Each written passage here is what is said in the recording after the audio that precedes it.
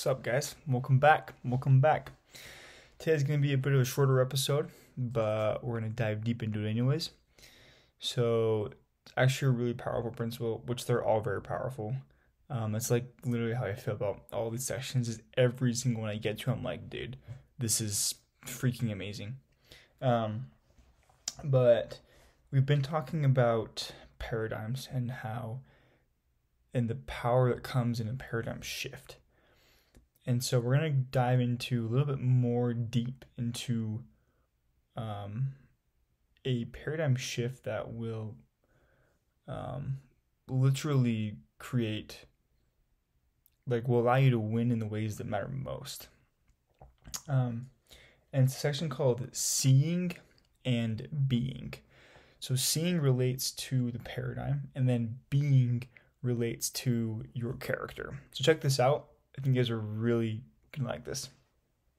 So Stephen Covey, he starts off with this quote saying, of course, not all paradigm shifts are instantaneous. Unlike my instant insight on the subway, the paradigm shifting experience Sandra and I had with our son was a slow, difficult, and deliberate process. If you haven't heard those stories about the sun nor the subway station, go back and listen to the previous episodes. They're in there. But what I love about this is that there's this idea of choice, right?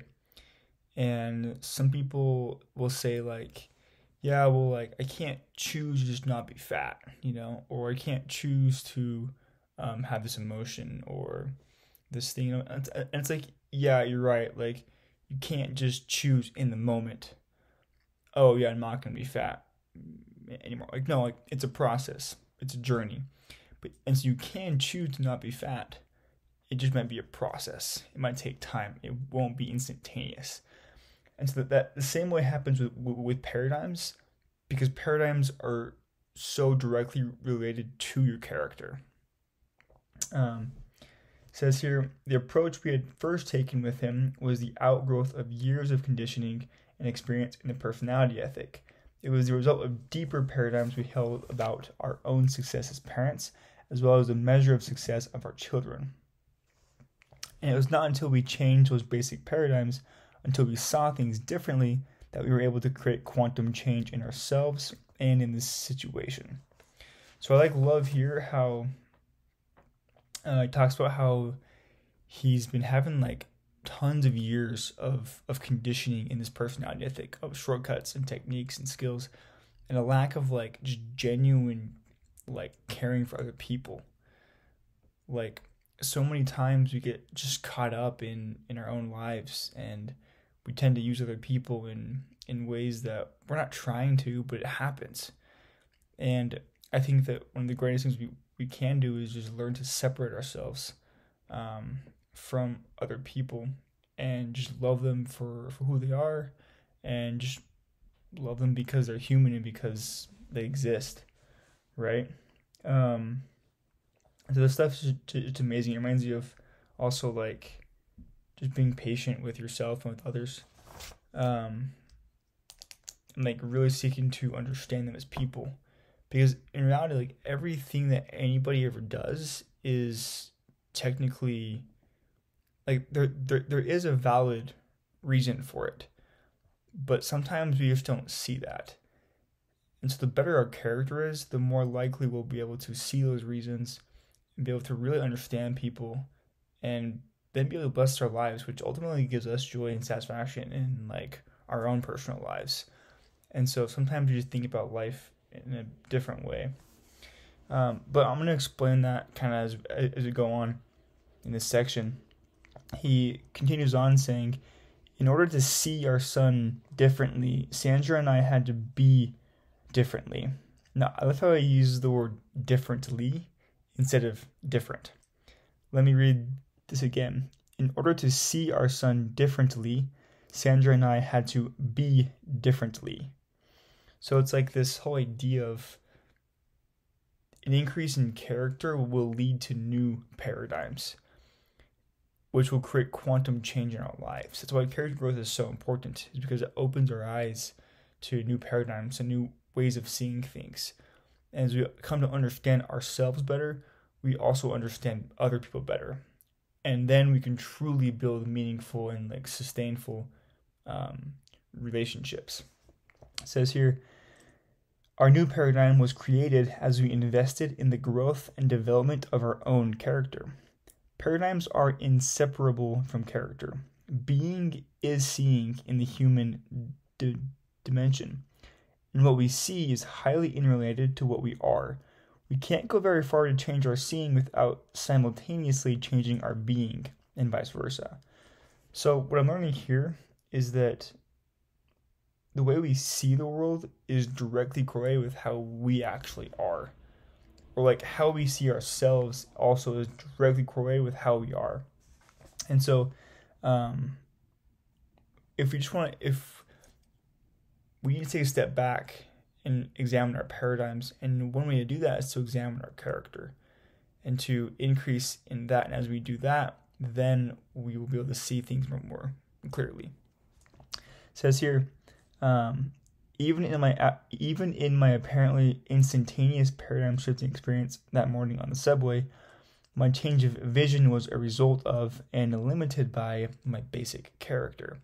So here's where it gets really interesting. He says here, I'm sure there are people who, even suddenly understanding the true situation, would have felt no more than a twinge of regret or vague guilt as they continued to sit in embarrassed silence beside the grieving, confused man.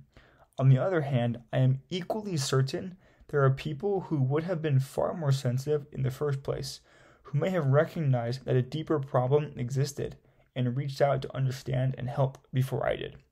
So this is a wild idea that, like, he says, so in the situation, he learns of the true reason why the man isn't controlling his children is because his wife had just died like an hour before, and he wasn't sure how to handle it. The kids weren't sure how to handle it. That's like why they were being so rambunctious and crazy. And he says here that, like, he actually confronted the man, and in his paradigm, he saw the man as just like ignoring his children and being like just kind of like oblivious to it, but like not taking responsibility for his children. And so when Stephen Covey approaches him and says, hey, can you control your children? And he responds with, my wife just died, everything instantly changes. But what Stephen Covey is saying here is that what's actually happening is that his character just wasn't good enough, or maybe that's a bad way to express it, but his character wasn't in the state to where he would recognize or be more sensitive to true inner tenderness or true inner, to see the whole picture. And so he says that his vision of that situation was limited by his character, and that another person who had that character would have been or could have been more sensitive in the first place, who wouldn't have asked the man to control his question, but might have approached it in this way of, hey, like, is everything all right? Like, are you okay? Do you need help? Whereas someone else might be on the opposite side and might just like sit there and not say anything. And so it all derives from our character. So our character kind of like determines our paradigms, which determines our attitudes and behavior. He finishes off saying, paradigms are powerful because they create the lens through which we see the world. The power of a paradigm shift is the essential power of quantum change, whether that shift is an instantaneous or a slow and deliberate process, which literally is character. Character is a slow and deliberate process. It takes time to repent and to realign yourself with true and correct principles, to increase that character. And when I think of that, I think of like the character of a father, right? Like if I had the character of a father, I'm going to see my children with love and with patience and with concern. Or let's not use children, let's just say like they can be your children, but identifying them as just like other humans, right? If I'm their father and that's like my character, then yeah, I'm going to love them, I'm going to nurture them, I'm going to teach them, I'm going to rear them in like righteousness and good principles. But on the other hand, if I see them as my students, it may be a very similar role, but it's different. I'm going to see them differently, therefore I'm going to act differently. Now, if they're my best friends, if I have the character of like a best friend, again, it's completely different. If I have the character of a kidnapper, kind of morbid, kind of evil, but like I'm going to see them in a different light. I mean, maybe more in a selfish light. But that like if that's who I am, if that's my character as a kidnapper, then the natural paradigm is to see them as like victims or a means to an end, right? And then I act and behave in that manner. So that's like why character is like very, very important in this, is because character determines your paradigms, which determines your attitudes and behaviors. Which is why I think it's so important to focus on your character, to truly deep down and to understand who you are as an individual. What are your unique strengths and talents and ideas? What do you have to contribute to the world, and how does your character play into that? Because that's ultimately going to determine your joy, your success, and happiness in this life. Guys, that's it for this episode. Thank you for tuning in, but have a great day, and I'll see you guys on the next one. Appreciate it.